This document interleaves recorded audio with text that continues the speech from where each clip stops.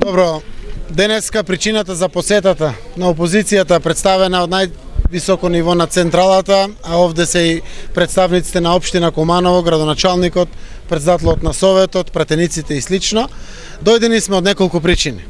Прво, да споделиме сочувство со сите овие граѓани кои што поминаа низ сите овие трауми. Уште еднаш да изразиме сочувство за бранителите кои што ги изгубија животите. Но секако на показ на јавноста да го покажеме целото ова кое што го гледате, токму преку вашите објективи, колку е сето ова уништено. За уште еднаш да ги отвориме дилемите. Како тоа тие криминални групи дојдоа во нашата земја и допреа овде во срцето на Куманово, токму каде што живее цивилно, миролюбиво население. Народ кој што се бори за својот живот да го подобри својот квалитет.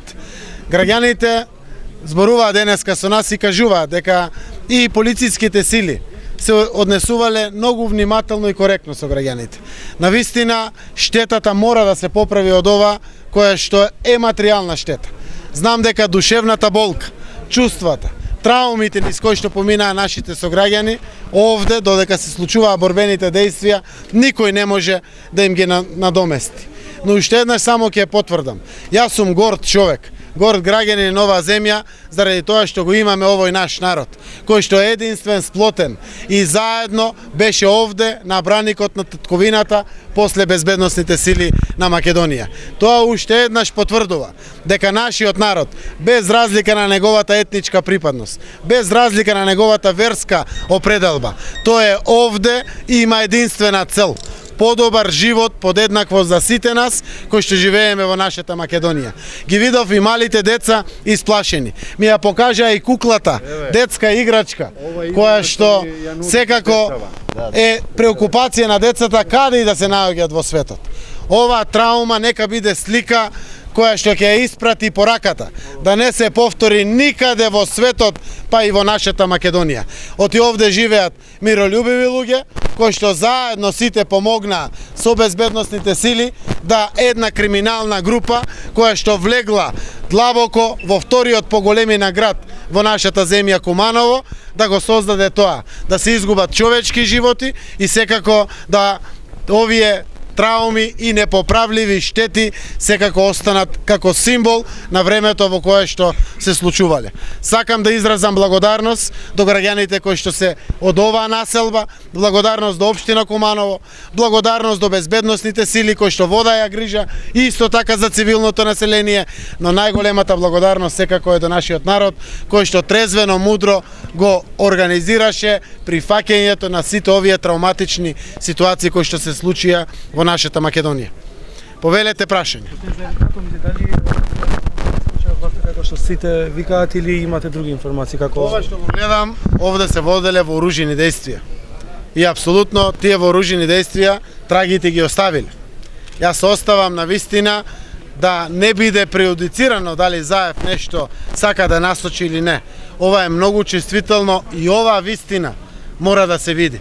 Истражните органи, стручните органи, без мешање на политики внатре, од било кого, ќе ја отворат вистината до крај. Но мора да знаат сите дека штетите мора материјалните барем да се поправат, иако секако моралните, душевните никој пат никој не може да ги поправи. Како бе вашиот став после Советот за безбедност и изјавата на председателот Ѓорѓе Иванов? Значи јас еве вака ќе кажам, на Советот за безбедност не беше соопштено нешто ново или повеќе од тоа што е соопштено во јавност. Најголем дел од прашањата кои што ги поставив, како поканет лидер на опозицијата, добија одговор во суштина тоа што го знае јавноста, дел од одговорите беа истрагата ќе покаже, а еден одговор беше лага, кој што ми го дадоа. Не е важен, толку за јавноста ќе се отвори таа невистина која што е кажана, но едно знам. Знам дека тие што се одговорни за безбедносните сили во Македонија, а тоа е Никола Груевски, Гордана Јанкуловска, Сашо Мијалков, можеле да направат многу повеќе за да ова не се случува. Ова е само уште една причина оставките брзо да се поднесат во Македонија и сите заедно да веднаш се зафатиме со организација на подобар живот за сите граѓани. Техничка или преодна влада која што ќе ги нормализира условите со состав од сите етнички заедници во таа влада, да подготви за 6 до 9 месеци предвремени парламентарни избори, на кои што после години нашиот народ слободно, фер, демократски ќе се ја каже својата волја, како тоа ја гледа иднината на Македонија и како тоа сите заедно мораме да се ја вратиме во нормала нашата земја. Слушнавме дека меѓународната заедница била известена, но не презела ништо. Еве вака. Бевме известени дека веќе 8 месеци се следи таа криминална група. 8 месеци биле под таргет на следење на нашите безбедносни служби. Иако јас имам податоци дека тоа е повеќе од 8 месеци. Но ве нека е 8 месеци. Зошто дозволиве 8 месеци луѓе обучени за борба, со толкова амуниција, луѓе кои што биле познати по своето криминално минато, да влегуваат и излегуваат во Македонија, да дојдат дури во Куманово, овде во ова густо урбано подрачје. 2 месеци од вчера наназад биле информирани странски разузнавачки служби и од соседството, и од Европската унија и од НАТО, немале по конкретни сознанија за ова работа, но овде е прашањето што направиле нашите безбедносни служби.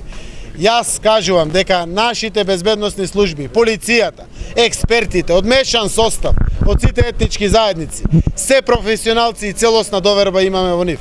Во политичарите, кои што ги водат тие безбедносни служби, ние ја изгубивме довербата. И затоа тие треба да понесат оставка. Господине Заев, која е таа терористичка група и дали има барања конкретни? Може да ни кажете дали разговарате кај Иванов за ова? Терористичката група е сочината со дел од имињата кои што се објавени. Ги слушнавте. Над Рацај или командант НАТО, другиот командант Бек и сите други кои што се соопштени од страна на полицијата. Тие луѓе биле под комплетна истрага согласно тоа што е соопштено повеќе од 8 месеци. И тие знаеле дека харат околу границата, влегуваат во населените места и слично. Тие можеле тоа да го спречат. Ако велат дека била добро смислена полициската акција на база на експерти и слично, зошто дозволиле ова да се случи? Зошто се загубени овие животи? Председателот, кој што се наречува председател Ѓорги Иванов, не бил информиран за сериозноста на полициската акција која што се случувала. Таа е причината зашто тој заминал во Русија на парада. Не бил информиран, а не мора да има закон или устав да биде информиран. Тој е врховен командант и во соработка меѓу УБК, Агенцијата за разузнавање и военото разузнавање, тој требал да знае и за намерите на полицијата, и за тоа што е присутно во Македонија и да биде информиран за ова работа.